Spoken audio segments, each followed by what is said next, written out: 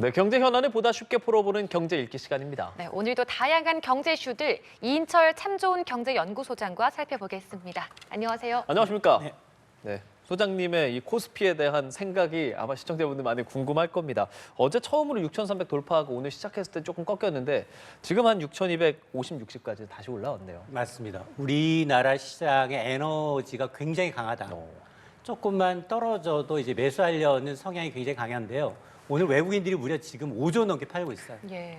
이걸 온몸으로 개인들이 다 받아들이고 있습니다. 엔비디아는 사실 실적은 좋았어요. 실적도 어닝 서프라이즈 수준이고 올해 실적 전망까지 좋았어요. 예. 근데 물론 뭐 소문에 사서 뉴스에 판다라는 얘기도 있지만 그 내막을 좀 들여다보면 마진율이 좀 줄고 있어요. 마진율이라는 건 뭐냐? 엔비디아는 설계업체예요. 설계업체. SK하이닉스, 삼성전자가 갖다다 주는 HBM이라는 칩을 가지고 대만 반도체가 패키징 그렇죠. 하면 거기다가 자기 회사 이름만 붙여서 파는 거예요. 그러니까 공장을 운영할 필요가 없기 때문에 영업 마진이 과거 얼마였느냐? 그 HBM 고대역폭 메모리라는 AI 가속기 한 대 한 5천만 원 정도 하거든요. 그 영업이익이 팔면 80% 남았어요. 4천만 원 정도 이득이었어. 그런데 지난해 4분기까지 얼마까지 내려왔느냐?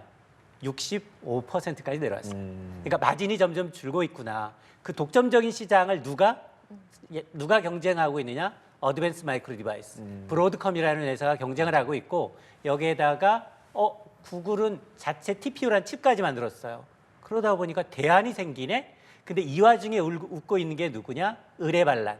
이른바 야 TPU든 뭐 HBM이든 뭐가 필요해? 반도체 메모리는 반드시 필요해. 그러다 보니까 삼성전자, SK하이닉스가 날아가고 있는데 오늘은 좀 조정을 받고 있습니다. 반도체, 증권, 자동차가 좀 조정을 받고 있고 대신에 순환매, 조선, 방산, 원전 여기다 오늘은 남북 경협주까지 뛰고 있어요. 트럼프가 한마디 했잖아요. 네. 김정은과 아무런 조건 없이 대화하고 싶다. 예. 이 얘기 하자마자 또 남북 경협주들이 뜨고 있는데 외국인들이 좀 수상합니다. 외국인들이 지금 오늘 5조 원 넘게 매도하고 있고요. 그리고 선물도 매도 계약이 10,000건이 넘었기 때문에 이건 좀 좋지 않은 징조인 건 맞아요. 그럼에도 불구하고 아까 얘기한 포모. 야 조정만 받아봐. 언제든 삼성전자, SK하이닉스에 올라탈 거야. 여긴 직접적으로 매수하는 것도 있지만 이른바 ETF.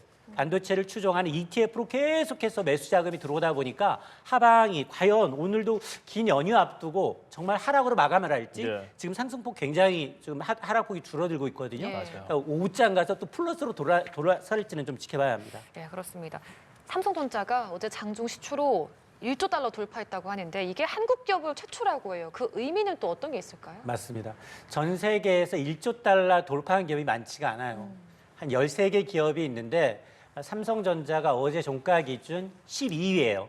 자, 이러다 보니까 비만 치료제로 유명한 일라이 릴리라는 세계적인 제약회사 그리고 세계 이제 슈퍼마켓 체인 1위인 월마트를 제친 겁니다. 근데 사실은 삼성전자는 코리아 디스카운트 때문에 그동안 삼성이 만에 하나 유가증권 시장이 아니라 우리나라 코스피가 아니라 미국의 나스닥에 상장돼 있었다면 훨씬 더 빨리 1조 달러 돌파할 가능성이 높습니다. 그런데 이제 어쨌든 시가총액 1조 달러 꿈의 지수거든요. 고지에 이제 발을 들여놨다라는 건 이게 어쨌든 대한민국의 경제 성장의 엔진이다라는 걸 이제 보여주는 대목이고, 근데 여기 1조 달러에 이제 돌파한 기업들 가운데 아시아에서는 두 번째예요. 야, 그럼 아시아에서 삼성 말고 누가 있지? 바로 대만의 TSMC입니다. TSMC가 2조 달러예요. 삼성보다도 2배나 몸집이 더 크다는 겁니다. 전 이거는 이해가 안 가요. 왜냐? TSMC는 파운드리 업체예요. 물론 기술력을 갖고 있습니다. 수십 년 동안 누가 설계를 갖고 와주면 그 설계를 가장 빨리 잘 불량률 없이 만들 수 있는 능력을 갖고 있는 사람이거든요. 그래서 이제 TSMC가 이제 시가총액이 많이 올랐지만 그러나 삼성은 종합 반도체예요. 그렇죠. 반도체 메모리도 있죠, 설계 하죠, 패키징 하죠, 시스템이 있죠, 파운드리 부분도 있기 때문에 물론 뭐 아직 이제 적자인 것도 있습니다. 그럼에도 불구하고 삼성전자와 TSMC의 몸값이 2배 차이가 난다? 아마 이거는 저는 중장기적으로 보면 역전할 가능성도 있다고 봅니다. 다만 우려스러운 건 이러다 보니까 야 삼성하고 SK 없으면 어떻게 되나? 네. 지금 시가총액 40%가 넘었어요. 이거 빼면 코스피 6천 아니야. 그냥 4천선 언저리예요. 그래서 저는 깜짝 놀랐어요. 전 방송사 다 방송을 하고 있는데 예. 다들 보면 포모 현상이 뭐냐? 전화는 10% 먹었어요라고 얘기하는데 우리 앵커님은 5만 네. 원짜리, 6만 원짜리 삼성전자를 지금도 들고 있다고 합니다. 음, 그러니까 저는 전 방송사를 통틀어 수익률 1위인 분 처음 봤어요. 네. 네네. 변명 좀 해주시죠. 네. 그 코스피라는 게 사실 뭐 오를까 안 오를까 이런 것에 대해서 많은 분들 가장 궁금해 하시잖아요. 뭐 들고 계시는 분들도 계실 거고 빠르게 뭐 매도를 하신 분들도 계실 텐데 진짜 많이 질문 받으실 것 같아요. 뭐 지금이라도 사야 되냐. 근데 또 지금이라도 사야 되냐를 계속 맨날 듣고 계실 것 같거든요. 맞아요. 어떻게 좀 생각하면서 보고 계세요? 일단 가장 먼저 예. 이 2배, 3배 지난해 초에 삼성전자가 5만 3천 원대에서 20만 닉스 넘었잖아요. 그러면서 일부에서는 34만 원 간다라고 얘기하고 있는데 사람의 심리가 한 10에서 20% 넘으면 차익 실현 욕구가 생겨요. 예. 그리고 팔고 나면 그게 기준 가격이 돼서 못 사요. 그렇겠죠. 한참 동안. 앞자리수가 바뀌어야지 사요.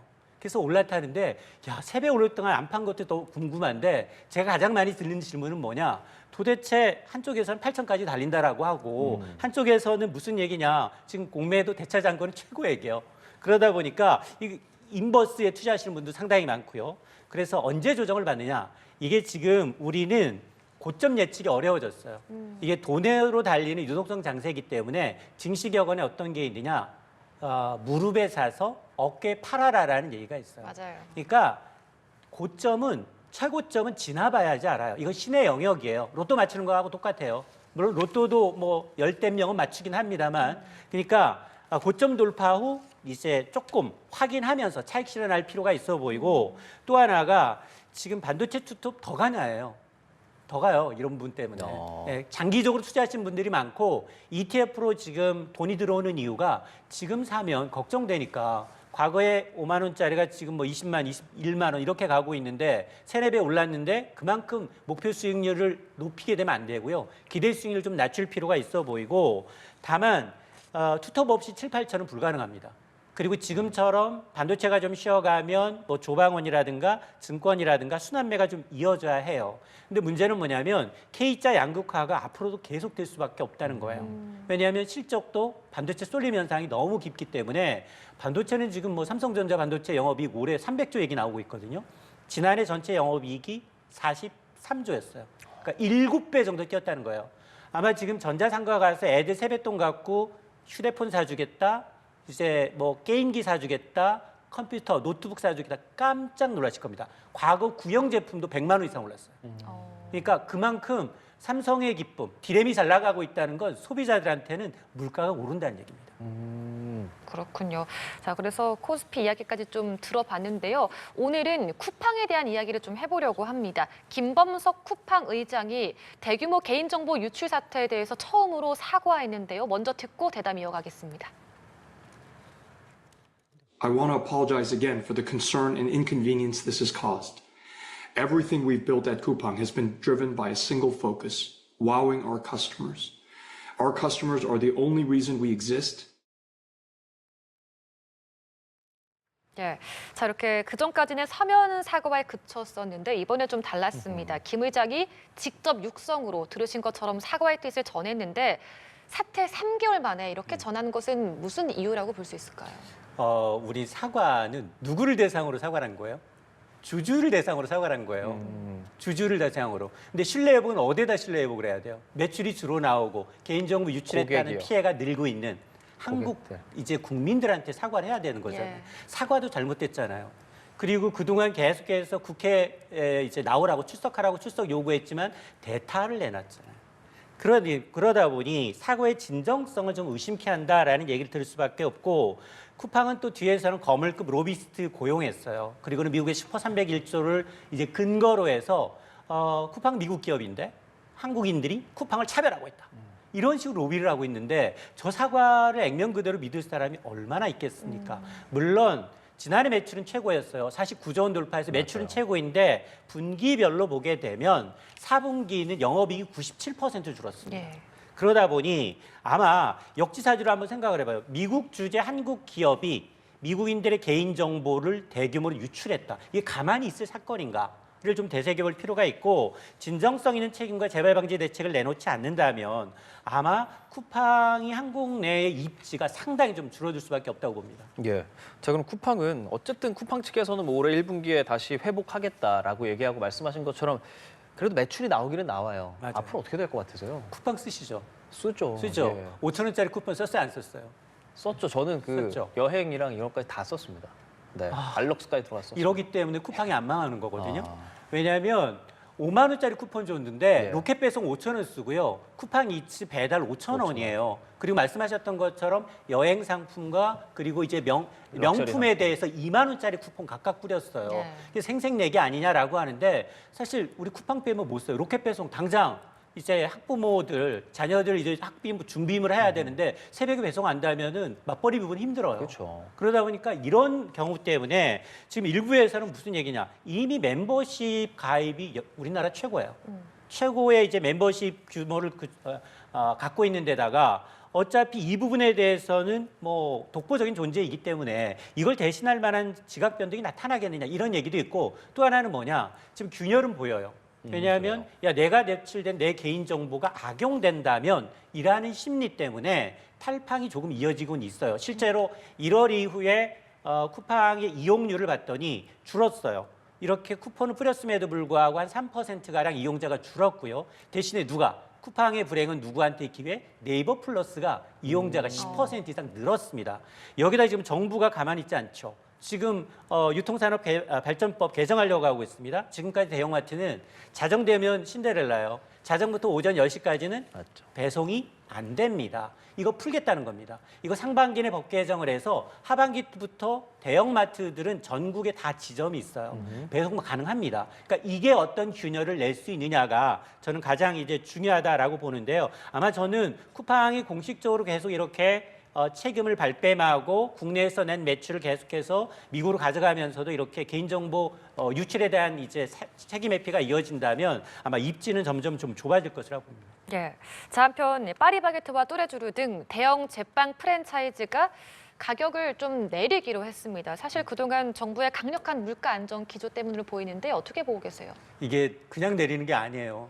최근에 이 7개의 밀가루 제분 업체들이 담합을 했어요. 지난 6년 동안, 2019년부터 6년 동안 담합을 했는데 그 기간 동안 매출이 무려 5조 8천억 원이에요. 5조 8천억 원. 짬짬이들 자기들끼리 모여서 가격 담합하고 물량을 좀 조절한 겁니다. 근데 문제는 최근 3년 동안 우리는 밀가루 대부분 수입해요.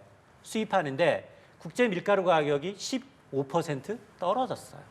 그러다 보니 정부가 지금 우리가 과징금 부과하게 되면 그 상당한 기간 동안의 매출의 20%까지 과징금 부과가 가능해요. 단순 계산해도 5조 8천억 원이라고 하면 1조 원이 넘는 1조 1,600 정도 나오잖아요. 야, 이거 과징금 맞기 전에 빨리 가격 인하하자.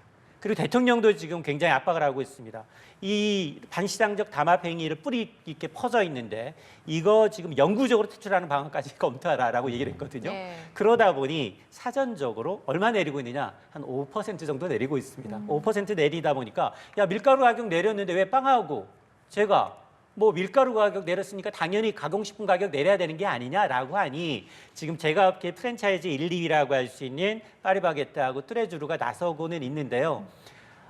사실 이게 일회성 이벤트로 그치는 게 아니라 실질적으로 이제 체감 물가를 낮추는 구조적인 변화가 좀 일어날지 좀 지켜봐야겠습니다. 예. 앞서 이재명 대통령의 언급을 말씀해 주셨는데 사실 요즘 이재명 대통령의 SNS 사람들 많이 들어가 볼 거예요. 부동산 때문에 더 그러는데 이번에 이렇게 얘기했어요. 다주택자는 물론이고 주거용 아니라 투자용으로 하나만 갖고 있어도 이거 투기용이라면 사실 매각에 유리한 상황을 만들겠다라고 했거든요.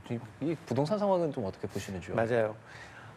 다주택자와의 전쟁에서 일단은 뭐 어느 정도 매물이 나오고 있어요. 실제로 한 달 전에 비하면 강남 3구나 핵심 지역의 경우 이제 한강벨트의 경우 매물이 20% 이상 늘었어요. 그러니까 매물이 나온 건 맞지만 관건은 제가 두 가지라고 말씀을 드렸는데 그 매물이 정말 주변인 집값을 끌어내릴 것인가. 그리고 우리가 우려했던 부작용이 뭐야?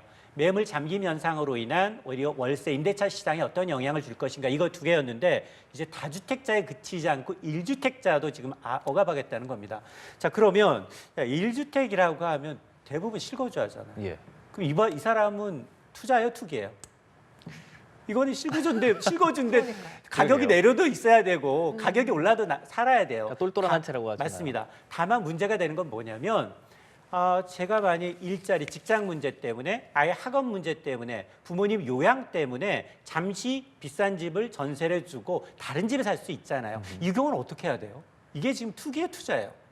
구별이 애매모호하다는 겁니다. 그래서 아마 저는 물론 1주택자에 대한 이제 혜택은 어떤 게 있냐면 고가의 주택이라 하더라도 최대 양도세를 80%까지 감면해주고 있어요. 그게 10년 동안 한 주택을 보유했는지 1년에 4%씩 10년간 보유하면 최대 40% 깎아주고 있고 거기다 거주 의무가 있습니다. 10년 동안 거주할 경우 1년 거주할 때마다 4%포인트씩 양도세를 감면해줘서 합치면 80%예요.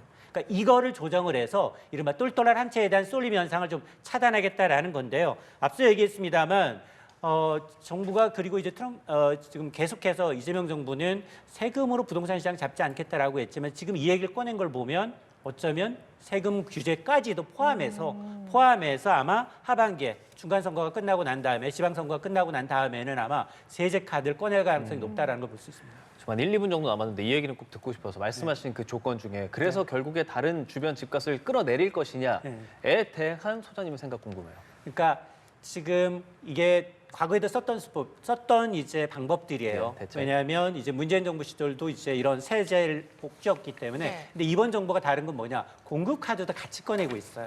그래서 관건은 뭐냐? 과연 실수요자들이 이렇게 이제 이 다주택자 매물 잠김 현상으로 인해서 나오는 월세도 저는 아파트보다는 비아파트 부분. 비아파트 부분의 경우에는 뭐 빌라라든가 이런 경우에는 굉장히 지금 비싸요. 월세 압력이. 일반 이제 이 대학가의 경우에는 보증금 플러스 월세가 6, 70만 원, 80만 원, 100만 원 넘는 거 질비해 있거든요. 그러니까 이런 이제 추구 지하계층의 임대 문제를 어떻게 해소할 것인가 여기에 초점이 맞춰야 된다고 봅니다. 알겠습니다. 부동산 시장까지 좀 말씀해 주셨습니다. 오늘 이인철 참 좋은 경제연구소장과 경제 얘기 함께했습니다. 고맙습니다. 고맙습니다.